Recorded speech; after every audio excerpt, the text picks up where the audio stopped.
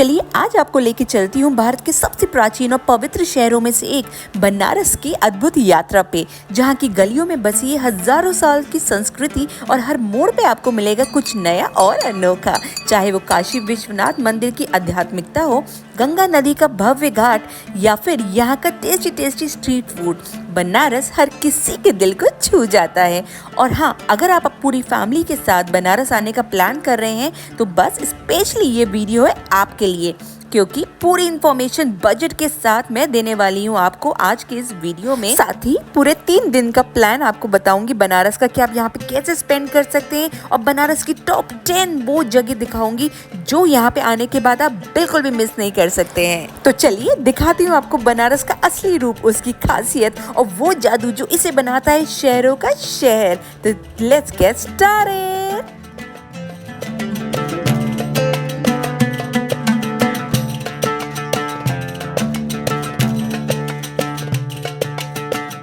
हमने पकड़ी रात को 11 बजे दिल्ली बनारस सुपरफास्ट एक्सप्रेस, जिसने हमें सुबह 9:30 बजे उतार दिया बनारस। भाई साहब 10 बजे का टाइम, तो बिफोर टाइम हमारी ट्रेन पहुंच गई। वाह क्या बात है।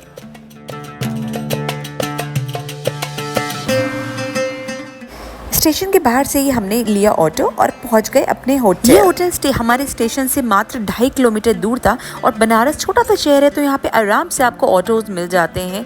तो अभी तो ये होटल हमें ठीक ठाक सा लग रहा है, रूम भी ठीक है। बाकी एक्चुअल रिव्यू मैं दूंगी आपको यहाँ पे स्टे करने के बाद।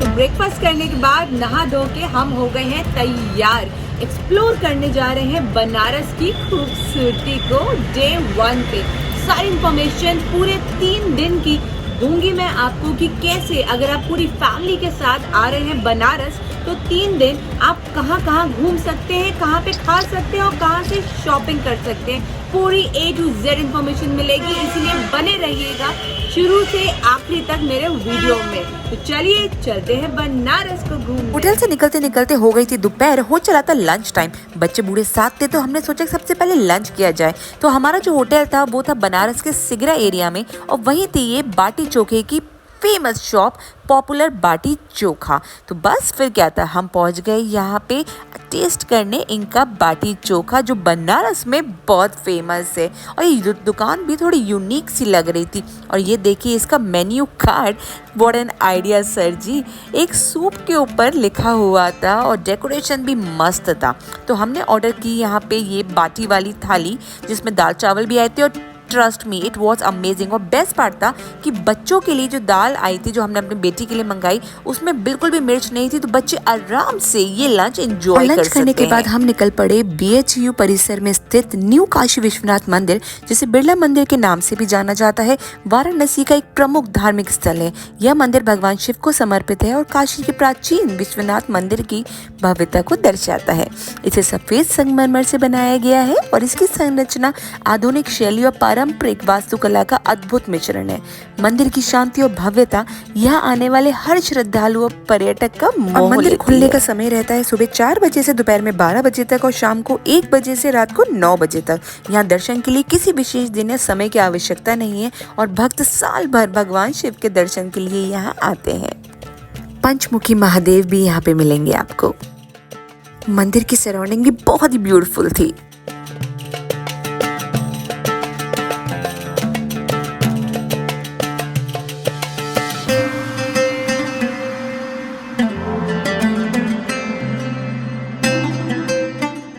यहाँ दर्शन करने के बाद ही BHU के पास एक और प्रसिद्ध और पूजनीय मंदिर था, संकट मोचन हनुमान मंदिर। तो हम वहां की तरफ बढ़ चले।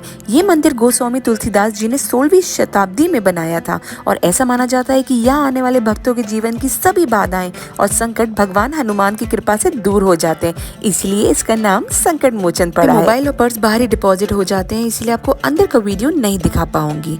और संकट मोचन मंदिर के बाद वहाँ से थोड़ी दूर पे बने तुलसी मानस मंदिर जो एक और फेमस मंदिर है बनारस का, हम वहाँ आ गए। ये मंदिर उस स्थान पे स्थित है जहाँ महान संत और कवि गोस्वामी तुलसीदास ने हिंदू महाकाव्य रामचरितमानस की रचना की थी। इस मंदिर का निर्माण 1964 में हुआ था और यह पूरी तरह से सफेद संगमरमर से बना है, जो इसे एक भव्य और शांतिपूर्ण रूप देता है। मंदिर के फर्स्ट फ्लोर पे ही इन लोगों ने बनाई हुई थी बहुत ही सुंदर झांकियां, जिसका एंट्री टिकट था मात्र 10 रुपए। But guys I tell you, इतनी सुंदर और जीवंत लग रही थी ना ये सारी झांकियां कि इन्हें देख के तो मजा ही आ गया, दिल खुश हो गया।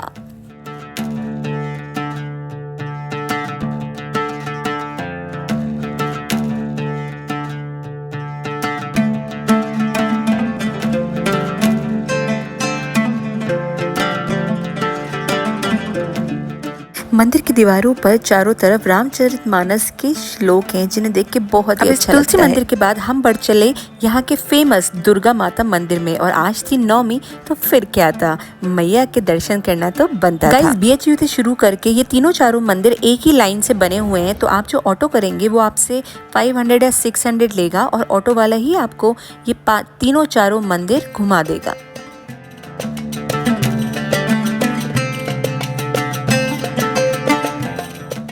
दुर्गा माता मंदिर दर्शन करने के बाद हो चली थी शाम, और हमारा नेक्स्ट टारगेट था बनारस की the world famous Dashashwamedh Ghat पे शाम की आरती। तो हमने ऑटो वाले भैया से पहले ही बात कर ली थी कि मंदिर दर्शन कराने के बाद वो हमें घाट पे आरती भी दिखाएंगे। और घाट तक तो ऑटो गाइस जाता नहीं था, तो हम गलियों गलियों से पैदल आके घाट पर पहुंच गए। बट आज था नवमी का दिन, तो बेहद भीड़ थी घाट पे, बट फिर भी हमें एक बोट तो मिल गई और हम सवार हो गए उस बोट में। ये देखिए कितने सुंदर लग रहे हैं शाम के समय ये घाट। बस तैयारी हो गई थी सारे घाटों पे आरती के लिए, मगर दशाश्वमेध घाट की आरती है बहुत ज्यादा फेमस। भीड़भाड़ होने की वजह से जो सिंपल बोट हमने करी थी ये हुई थी 400। यहीं पे क्रूज भी चलता है जिसका टिकट 1000 से 1500 के बीच में वेरी कर सकता है। और गाइस जो आप ये देख रहे हैं सामने, यह मणिकर्णिका घाट, जहाँ पे सारे क्रियाक्रम होता है, और कहते हैं यहाँ पे चिता कभी ठंडी नहीं होती। और यह हजारों श्रद्धालु हर दिन एकत्रित होते हैं गंगा माता की आरती देखने। ये आरती शाम को गर्मियों में होती है 7 बजे और सर्दियों में शुरू होती है ये 6 बजे। तो गाइस नीचे तो इतनी ज़्यादा भीड़ थी, तो वहाँ तो हमें जगह मिली नहीं, तो हम गलियों गलियों में से होते हुए हम पहुँचे थे एक ऐसी जगह जहाँ पे हमें कुछ लोगों ने कहा कि ऊपर छत पे से भी आप आरती देख सकते हैं। उसके हमसे इन लोगों ने लिए 400 रुपये पर पर्सन। बट येस, छत पे बैठ के आरती देखने से हम प्रॉपर तरीके से आरती देख पाए, नहीं तो नीचे तो खड़े होना मुश्किल था, और स्पेशली जब आपके साथ बच्चे और बुजुर्ग हो तो ऊपर बैठ के आरती देखना ही सही था। जो नर मैया जी पाता, जय गंगे माता। और यहाँ देख रहे हैं जो सामने खड़ा है क्रूज, ये पूरी आरती आपको यहाँ पे अपना क्रूज खड़ा कर लेते हैं, पूरी आरती आपको दिखाते हैं। गंगा आरती देखने के बाद हमने पी गर्मा गर्म चाय। विश्वनाथ जी मंदिर के बाहर जो पूरा कॉरिडोर बना है, फुल ऑन हलचल थी वहाँ पे, इतना रश था क्योंकि मेन मार्केट बनारस का ये ही है। सारी खाने पीने की shop, famous sari shops, Banarasi sari की शॉप्स भी थी यहाँ पे, जहाँ पे आप मस्त वाली शॉपिंग कर सकते हैं। और भीड़ से देख के तो आपको अंदाज़ा हो ही गया होगा कि सारे लोग यहीं आते हैं। और ये था द फेमस केसरी रेस्टोरेंट, जहाँ पे खाने पीने की चीज़ें बहुत ही फेमस थी। तो हमने भी ली रबड़ी और बनारस की फेमस टमाटर चाट, जो बहुत ही टेस्टी थी गाइस। और फिर थोड़ा सा आगे बढ़े तो ये आया बनारस का द फेमस काशी चाट भंडार। अरे भाई लाइन देख रहे हैं, लाइन, अरे ये इसी चाट भंडार के लिए लगी है भाई, हो भी क्यों नहीं, अंबानी के यहाँ जो इस चाट वाले ने चाट बनाई है। और ये देखिए रौनक, नवमी दशहरे पे क्या मस्त सजा हुआ था बनारस शहर। तो थककर चूर होकर बनारस की गलियों में घूम घूम कर वापस आ गए हैं हम अपने होटल में। माय गॉड, एक तो आज थी रामनवमी, तो इतना क्राउड था, इतनी भीड़ थी, कहाँ से लोग आ रहे, कहाँ को लोग जा रहे, समझ ही नहीं आ रहा था। बट स्टिल हमने आज पूरे 4 से 5 टूरिस्ट स्पॉट जो इतने सुंदर थे कवर अप किए। और सबसे बड़ी बात, दशाश्वमेध घाट की सुंदर सी the world famous Ganga Aarti भी देखी, जिसे देख के तो मजा ही आ गया, आत्मा तृप्त हो गई गाइस। तो अभी बहुत ज्यादा थक चुके हैं, फटाफट से डिनर ऑर्डर कर लिया है। यस आई नो, मैंने बाहर भी स्ट्रीट फूड थोड़ा थोड़ा खाया था, बट थोड़ी सी जगह पेट में बाकी रह गई थी, तो थोड़ा बहुत हमने ऑर्डर कर लिया है। अब उसे जल्दी से खाते हैं और फटाफट से सो जाते हैं, क्योंकि सुबह अर्ली मॉर्निंग उठ के जाना है उस जगह पे जिसके लिए हम आए थे, बनारस। तो चलिए अब सो जाते हैं और कल स्टार्ट करती हूँ अपना डे एक बढ़िया सी जगह से, आपको कराऊंगी दर्शन भोले बाबा के। डे 2 और हम हो गए तैयार नहा धो के और जा रहे हैं भोले बाबा के दर्शन करने काशी विश्वनाथ। गाइस हमारा जो होटल था वो सेंट्रली लोकेटेड था, तो विश्वनाथ जी का मंदिर भी वहाँ से 3 से 4 किलोमीटर ही दूर था। तो बस ऑटो पकड़ के हम पहुँच गए विश्वनाथ जी की गलियों में। और ये देखिए सुबह सुबह से भाई साहब लोग बाग शुरू हो जाते हैं खाने पीने की चीज़ों पर यहाँ। और ये आ गया मंदिर का द्वार। गाइस हमें किसी ने बताया था कि अन्नपूर्णा माता मंदिर के तरफ वाले गेट से ही अंदर एंट्री लेना, तो लाइन बहुत कम मिलेगी, और वाकई में ऐसा ही हुआ। गाइस मंदिर के अंदर मोबाइल बैग वगैरह अलाउड नहीं है, तो हम यहीं पे अपना मोबाइल बैग सब डिपॉजिट कर रहे हैं। अंदर मंदिर का वीडियो मैं आपको नहीं दिखाऊंगी, दर्शन करके आती है फिर आपसे।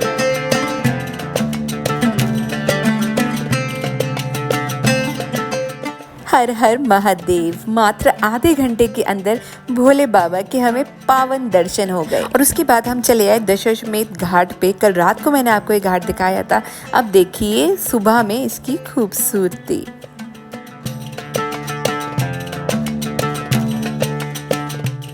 इसी घाट के पास ही आपको पूजा पाठ का भी बहुत अच्छा सामान मिल जाएगा, जो आप यहाँ से ले सकते हैं।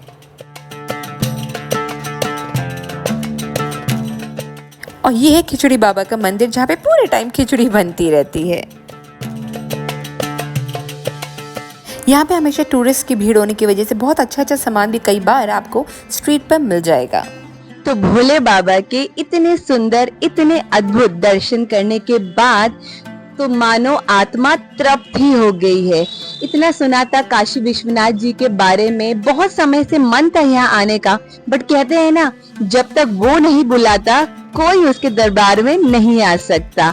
तो यकीन मानिए गाइस, जो रास्ता मैंने आपको बताया था, अगर आप उस रास्ते से यानी कि माता के मंदिर की तरफ से गेट नंबर 1 से अगर विश्वनाथ जी के मंदिर को जाएंगे तो मात्र आधे घंटे में आप दर्शन करके बाहर आ सकते हैं। कोई जरूरत नहीं है वीआईपी एंट्री लेने की, फालतू के पैसे वहाँ पे खर्च करने की।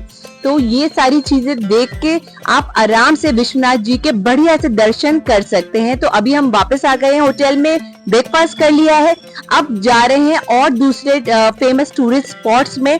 सारी जानकारी मैं देने वाली हूँ, शुरू से आखिरी तक वीडियो को पूरा देखिएगा, बजट के साथ हर इंफॉर्मेशन मिलेगी आपको। विश्वनाथ जी के दर्शन करने के बाद अब हम चल पड़े दूसरे फेमस टूरिस्ट स्पॉट की तरफ, जो है सारनाथ। बट उससे पहले हमें दिखी ये फेमस शॉप, तो बस यहाँ आ गए हम इसका स्वाद चखने। और ये देखिए बनारस की सुप्रसिद्ध मिठाइयाँ, आया ना मुंह में पानी। और सारनाथ जी जा रहे हैं तो शिव शंकर कचौड़ी वाले की कचौड़ी जरूर खाते हुए जाइएगा। यकीन मानिए बहुत ही टेस्टी थी गाइस। तो हमने यहाँ पे ली कचौड़ी और टेस्टी टेस्टी लस्सी। गाइस बनारस आ रहे हैं और यदि आपके पास समय है तो सारनाथ जरूर जाइएगा। सारनाथ बनारस से अराउंड 10 किलोमीटर दूर है और एक ऐतिहासिक और धार्मिक स्थल है जो बौद्ध धर्म के अनुयायियों के लिए पवित्र माना जाता है। ये इतना सुंदर जगह है कि यहाँ पे आके आपको मजा ही आ जाएगा।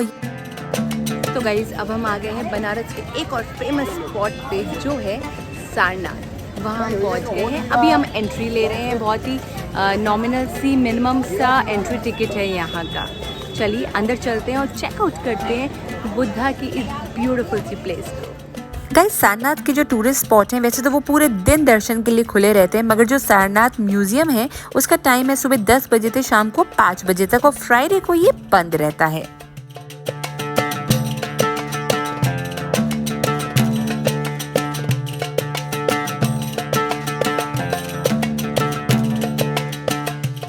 गाइज यहाँ का वातावरण इतना शांत और इतना आध्यात्मिकता से भरपूर है कि बहुत ही आनंद की अनुभूति हो रही है यहाँ।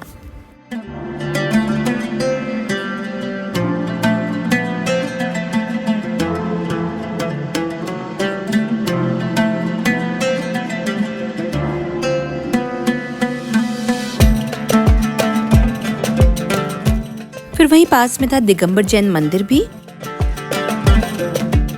और लाइन से वहाँ पे 3-4 मंदिर और थे, चाइनीज मंदिर, जापानीज मंदिर, तो वहाँ भी हम सारे हो लिए।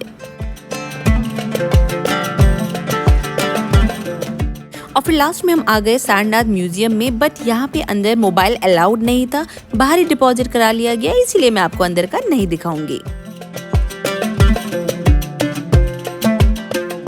और सारनाथ के बाद हम थोड़ा और आगे बढ़े और पहुंच गए सर्ववेद मंदिर, जिसे एक कॉमन लैंग्वेज में सर्वोदय मंदिर कहा जाता है। ये बाकी मंदिरों की तुलना में थोड़ा सा कम पॉपुलर है, बट बहुत ही सुंदर मंदिर था गाइस।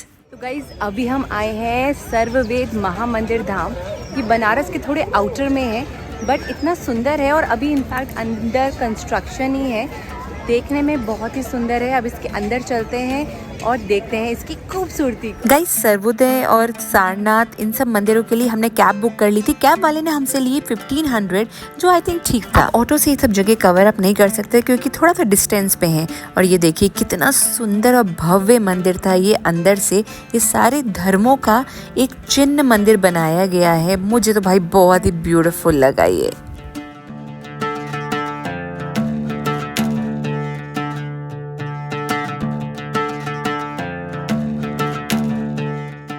मोदी जी और योगी ने ही इस मंदिर की नींव रखी थी।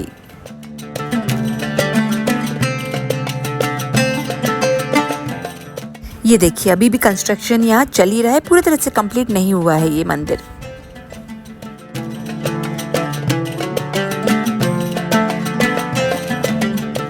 लास्ट डेस्टिनेशन की तरफ बढ़ चले हम, जो थी नमो घाट। और यहाँ ले जाने की बात भी हमने कैब वाले से पहले ही कर ली थी, तो हमारे 1500 में नमो घाट भी इंक्लूडेड था।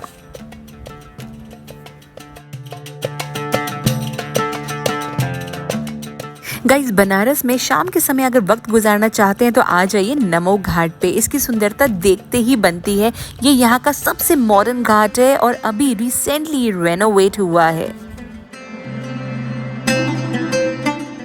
आप देख सकते हैं यहाँ का डिजाइन कितना ऑसम है, कितना यूनिक लग रहा है ये घाट। यहाँ गंगा नदी में बोटिंग की सुविधा भी उपलब्ध है, जिसका आनंद आप ले सकते हैं।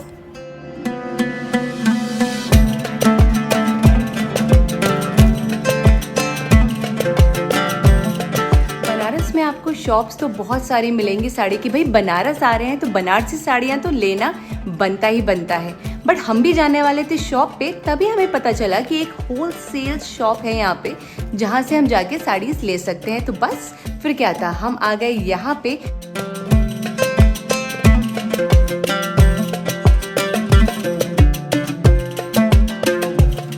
थक के अब वापस हम अपने होटल में आ गए हैं। बट आई टेल यू, इतनी एनर्जी कहाँ से लाता है ये छोटू सा शहर। इतना छोटा सा शहर है बनारस, छोटी छोटी गलियों से भरा। बट बॉस, आज हम दशहरे के दिन यहाँ पर हैं और यहाँ की vibes I tell you ultimate है। इतनी दम से यहाँ के लोग दशहरे और नवरात्रि का त्योहार मना रहे हैं कि शायद ही इतना ज़्यादा पावरफुल फेस्टिवल मैंने कहीं किसी शहर में देखा होगा। मज़ा ही आ गया गाइज, लिटरली। तो आज हमने मोस्टली सारे टूरिस्ट स्पॉट्स यहाँ पे कवर अप कर लिए हैं। हाँ, बट गंगा स्नान रह गया है और सुबह सुबह की आरती भी। तो कल सुबह बहुत ज़्यादा अर्ली मॉर्निंग, वैसे तो आज भी सोचा था अर्ली मॉर्निंग उठने की, बट हिम्मत नहीं हुई। बट बॉस, कल तो उठना ही पड़ेगा क्योंकि कल है लास्ट डे। अगर कल हम सोते रह गए तो मिस हो जाएगी हमसे सुबह का वो ब्यूटीफुल सा सनराइज और गंगा आरती। दशाश्वमेध घाट के बाद जो दूसरा फेमस घाट है यहाँ पे, वो है अस्सी घाट। और अस्सी घाट की सुबह की आरती, जिसे इन्होंने नाम दिया है सुबह ए बनारस, वो देखने के लिए हम अर्ली मॉर्निंग पहुँच ही गए यहाँ पर।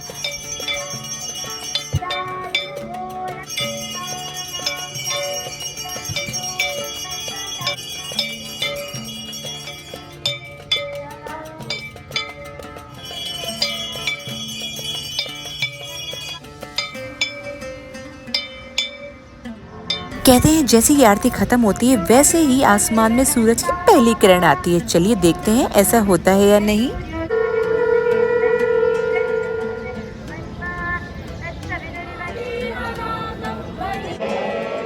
और वाकई में जैसे ही आरती खत्म हुई सामने हो गया था सनराइज। वाओ।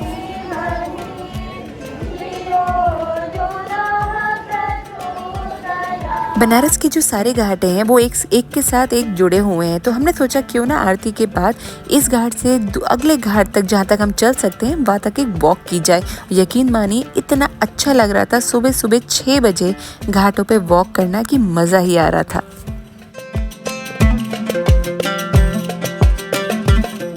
और ये जो आप नाव देख रहे हैं ना गंगा किनारे खड़े हुए, ये नाव से आपको सारे घाटों के दर्शन कराते हैं और 200 से 300 रुपये मात्र आपसे लेते हैं।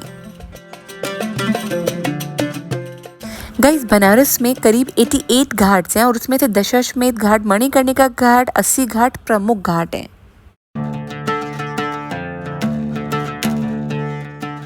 वैसे तो आप सभी घाटों पे गंगा स्नान कर सकते हैं, पर इस समय लोग ये तुलसी घाट पे स्नान कर रहे थे क्योंकि अभी 1-1.5 महीने पहले ही गंगा जी में बाढ़ आई थी, तो काफ़ी मिट्टी विट्टी आगे पड़ी हुई थी। तो तुलसी घाट पे मैंने देखा लोग आराम से सुबह का स्नान कर रहे थे।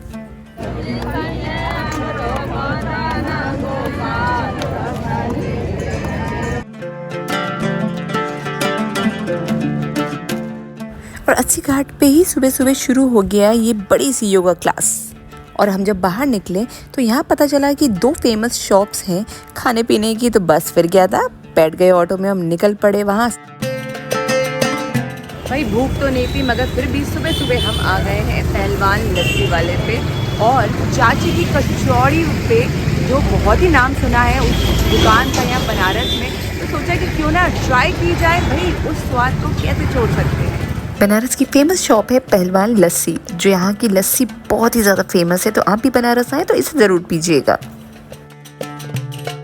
लीजिए हो गई हमारी लस्सी तैयार। उफ क्या लग रही है ये। फिर हमने धावा बोला चाची की दुकान पे। यहाँ बन रही थी गरम गरम पूरी सब्जी और साथ में मिल रही थी मात्र 20 रुपये में जलेबी। और गाइस बैठने का अरेंजमेंट तो देखिए आप, सुबह के 6:30 बजे हैं और यहाँ लंबी लंबी लाइन लगी है, लोग मस्त रोड के साइड में बैठ के खा रहे हैं।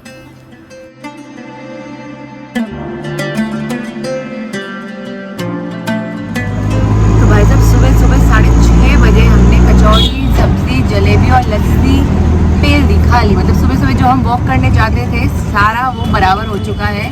भाई बनारस आए हैं और ये सब ना खाएं टूट के तो मज़ा ही क्या बनारस आने का। गाइज आज था हमारा 3rd डे बनारस में, यानी कि जाने का दिन। तो बस चंद घंटे बचे थे हमारे पास और एक लास्ट टूरिस्ट स्पॉट बच गया था, जो था बनारस का फोर्ट, रामनगर का किला। तो बस फिर क्या था, निकल पड़ी मैं। धूप बहुत तेज थी, वॉक करना पड़ा क्योंकि मैंने सोचा कि क्यों ना शेयर्ड वाले से चला जाए। तो बस 1-2 जगह से ऑटो बदलते हुए, लोगों से पूछते पाछते हुए पहुंच गई मैं किले पे।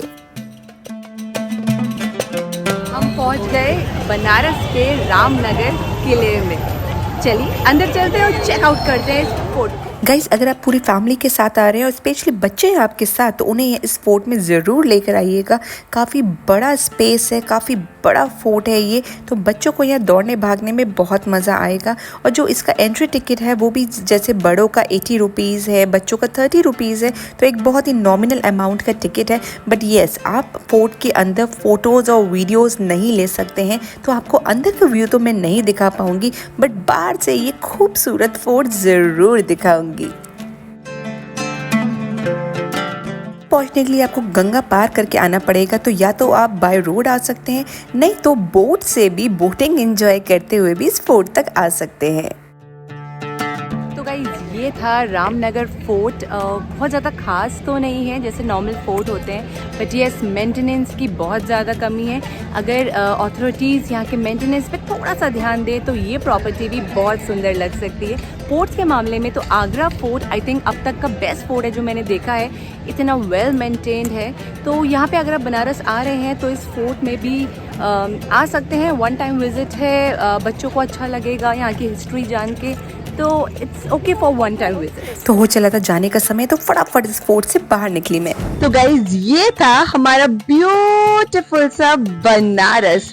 क्या तो एनर्जी, क्या तो वाइब्स, उफ कुछ बात है इस शहर में। एक काशी विश्वनाथ की जो ये नगरी है, इसने तो मजा ही दे दिया। बहुत ही सुंदर सी सिटी है बनारस। बट हाँ, अगर आप बनारस आ रहे हैं पूरे परिवार के साथ तो मेरा ये वीडियो में मैंने जो जो बातें बताई हैं उसे जरूर फॉलो कीजिएगा, क्योंकि यहाँ पे बेवकूफ बनाने वालों की भी कमी नहीं है। बनारस के ठग नाम सुना है ना आपने, तो जरा आराम से प्रॉपर तरीके से अपना ट्रिप प्लान कीजिएगा। डेफिनेटली आपका ये बेस्ट एवर ट्रिप होगा। तो बस अभी हमारा बोरिया बिस्तरा पूरा पैक हो चुका है, चेकआउट का टाइम हो गया है। अब हम यहाँ से निकलने वाले हैं दिल्ली वंदे भारत से। यस, वो भी फर्स्ट टाइम हम बैठने वाले हैं वंदे भारत में। तो आपको चेकआउट कराती हूँ उस ट्रेन का जिसके बारे में आप सबने भी बहुत सुना होगा। उसकी स्पीड, उसका खाना कैसा है, उसके टाइमिंग्स, पूरी डिटेल्स दूंगी, बट अभी नहीं, नेक्स्ट वीडियो में। तो अगर आपने अभी तक नहीं किया है मेरे चैनल को सब्सक्राइब, तो फटाफट से मेरे चैनल को सब्सक्राइब कर दीजिए, क्योंकि वंदे भारत वाला वीडियो भी बहुत जल्द मेरे चैनल पे आने वाला है, यानी कि नेक्स्ट वीक में आ जाएगा वो वीडियो। तो अगर आप बनारस आने का प्लान कर रहे हैं तो वो वीडियो आपके लिए होने वाला है बहुत यूजफुल। तो चलिए अब मिलती हूँ आपसे नेक्स्ट वीडियो में ऐसा ही कुछ बढ़िया सा इंटरेस्टिंग सा कंटेंट लेके। गाइस, ये होटल मैं रिकमेंड नहीं करूँगी, क्योंकि इसकी सर्विसेज, इसका जो मेंटेनेंस था वो बिल्कुल भी अच्छा नहीं था। तो इस होटल को ऑप्ट मत कीजिएगा जब आप बनारस आए। Take care, keep travelling, bye bye from Banaras.